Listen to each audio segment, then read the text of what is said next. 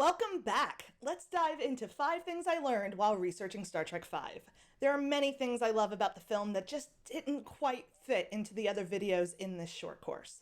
Like the fact that the Go Climb a Rock shirt was a nice nod to the motto of the Yosemite Mountaineering School and Guide Service, or the ridiculous scene on the bridge where William Shatner's daughter Melanie is wandering around desperately trying to find a coat hook for Kirk's camping vest and shirt.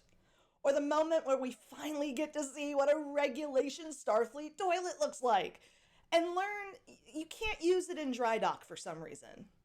Or the multiple gags involving Spock's levitation boots. But 5 factoids in particular stuck out to me the most as I prepared for this month's content. Before we get started, if you enjoy what you're learning here, please like and subscribe. If you're really enjoying what you're learning today, please head over to Patreon and consider additional ways to support. Link is in the show notes below. All right, for better or for worse, here are 5 things in no particular order that you maybe didn't know about Star Trek V. Number 1, unicorns. Sybok's entrance into Paradise City on horseback highlights William Shatner's lifelong love of horses. He has dedicated decades to this passion, hosting the Hollywood Charity Horse Show annually to raise funds for children and veterans. His significant contributions to promoting roadster horse and pony shows and his extensive equestrian competition career led to his induction into the American Road Horse and Pony Association in 2023.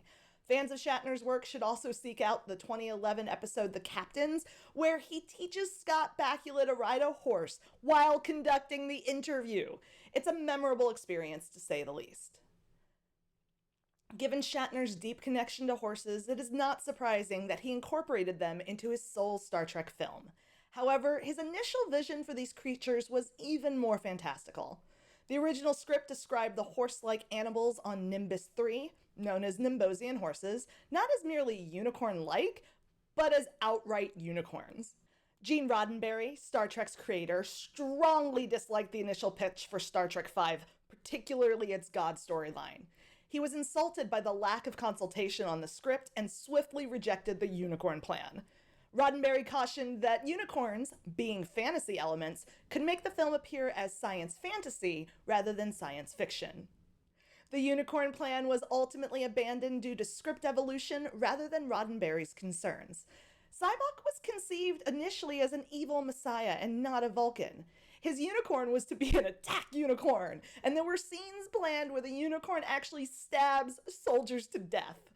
However, once the decision was made to make Sybok Spock's Vulcan brother, the unicorn plan was dropped.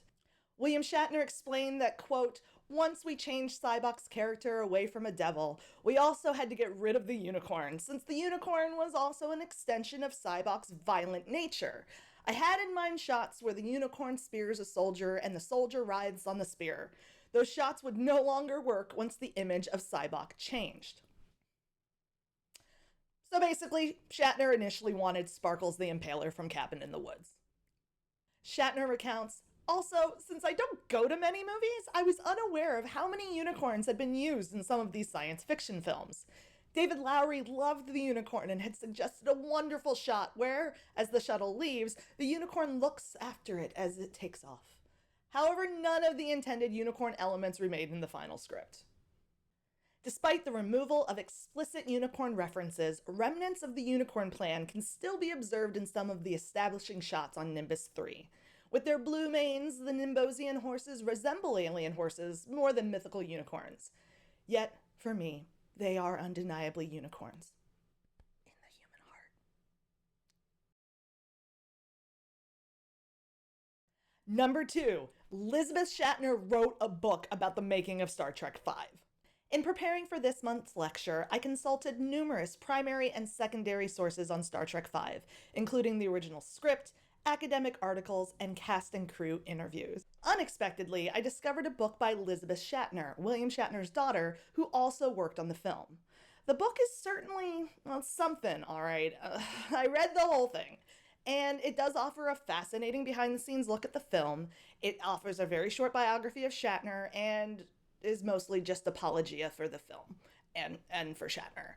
She portrays her father as this real-life Kirk hero, and she conducts all of these interviews with the cast and crew. But if you compare the quotes from the book that they gave Lisabeth Shatner about the film to what they actually thought of the film in other interviews, it's really clear they were just being very, very gracious to William Shatner's daughter.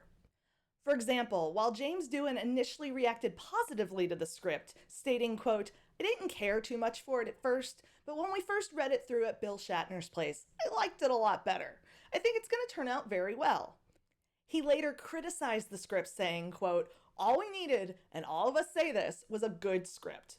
Unfortunately, we didn't have one in 5. It was just a very bad script, and a lot of things were badly done." All that said, there's a lot of great information in the book, and it is an excellent resource for learning how to make films, or how not to make films, probably more of that. But it's still absolutely worth reading. Number 3, the infamous fan dance. You either love it or you hate it. Its origins are humorous, though, as recounted by William Shatner.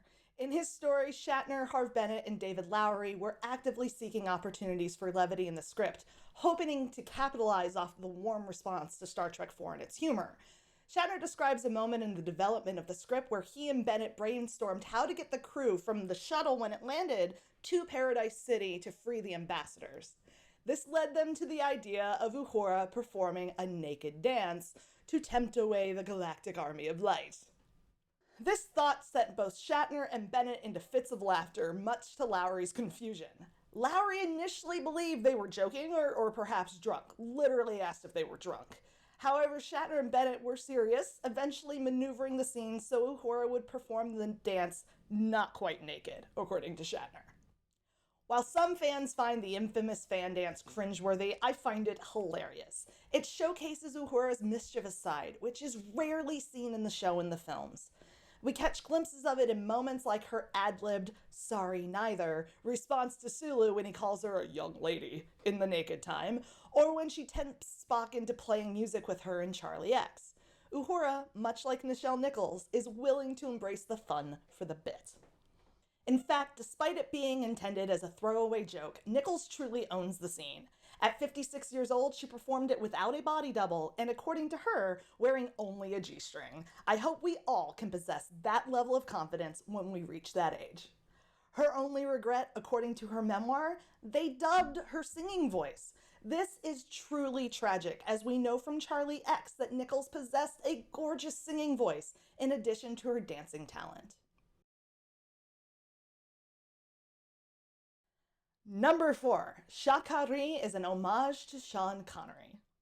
While Lawrence Luckinbill did a phenomenal job as Sybok, and no one says otherwise, he was not the first for the role. In fact, Sean Connery was almost cast as Sybok in Star Trek V. Lisabeth Shatner in her book recounts her father's plan for casting, stating, "From the beginning, my father had envisioned Sean Connery for the role of Sybok. Not only did he have tremendous respect for Connery's acting talents, but he knew that Connery's presence in the film would draw in large foreign box office business." However, this casting did not materialize, as Connery had already committed to another project during Star Trek V's filming schedule. That film, Indiana Jones and the Last Crusade. As a subtle homage to Sean Connery, the planet in Star Trek V was named Sha-Ka-Ree, a detail confirmed by both Lisabeth Shatner and the Star Trek Encyclopedia 4th edition. While it is arguably for the best that Connery took on the role of Indiana Jones Sr., it is fun to know that Sir Sean Connery's influence was still present within the Star Trek universe. And number 5, 2 words, Marsh Melons. Okay, I lied. These 5 things were in a particular order, and this is by far my favorite entry on the list. There's this hilarious moment in the first camping scene where Spock pulls out a Kraft marshmallow dispenser, product placement nearly as egregious as Pepsi's in Home Alone. In the film, it makes and shoots out marshmallows, but in real life, you have to stuff it first.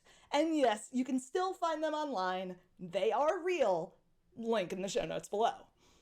In the film, Spock, having researched Earth camping, has a list of traditions to follow, including roasting marshmallows, or marsh melons as he calls them. But why? For this, we need to consider the beta canon. In J.M. Dillard's novelization of the film, Kirk immediately questions the pronunciation of the word, prompting McCoy to jab him in the ribs as a signal to basically just go along with it. When Spock expresses confusion about the name, particularly since the confection bears no resemblance to a melon, Kirk and McCoy quickly improvise an explanation. Kirk: "It resembles a certain type of melon grown in a..." McCoy quickly interrupts. "A southern swamp, hence the name, Marsh Melons. My grandfather used to grow whole fields of them. Quite a thing to see before harvest time."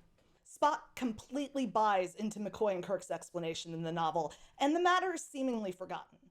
However, the novel reveals McCoy's true prank. He bribed an engineering maintenance worker to alter every instance of marshmallows in the ship's database to Marsh Melons. Spock confesses to the group in the final camping scene that he uncovered the deception because the engineer neglected to change the cross-index files. McCoy is suitably embarrassed.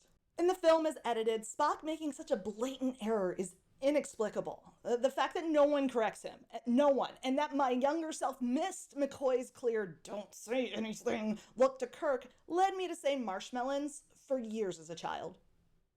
And as a young adult. I thought Spock was always right, guys. I really thought Spock was always right.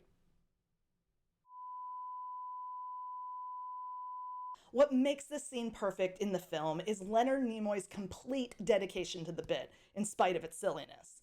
This marks a significant evolution for Spock. He's come a long way since the question, "How do you feel?" stumped him in Star Trek IV. By Star Trek V, Spock actively explores his human sides in ways previously unseen and not revisited until Ethan Peck's portrayal of Spock in Strange New Worlds. It's difficult to imagine the Spock of the original series showing any interest in researching camping traditions. In fact, this scene is only possible because of the events of Star Trek III and IV. And that's it. What are your favorite moments from Star Trek V, or what behind-the-scenes things do you know about that I didn't cover? Leave me a comment below, and I just might address it in this month's office hours. Thank you so much to everyone who keeps coming back to learn with me.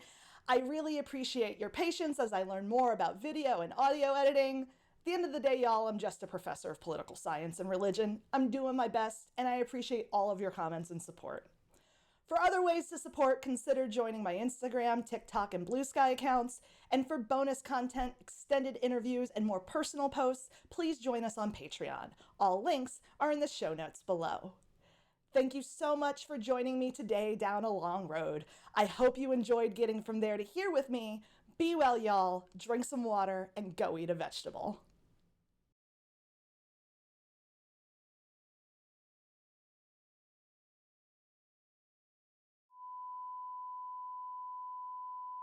The fact that no one corrects him and that my younger self missed McCoy's clear, "don't say anything, don't look at him" look to Kirk led me to say marshmallows for years as a child and as a young adult.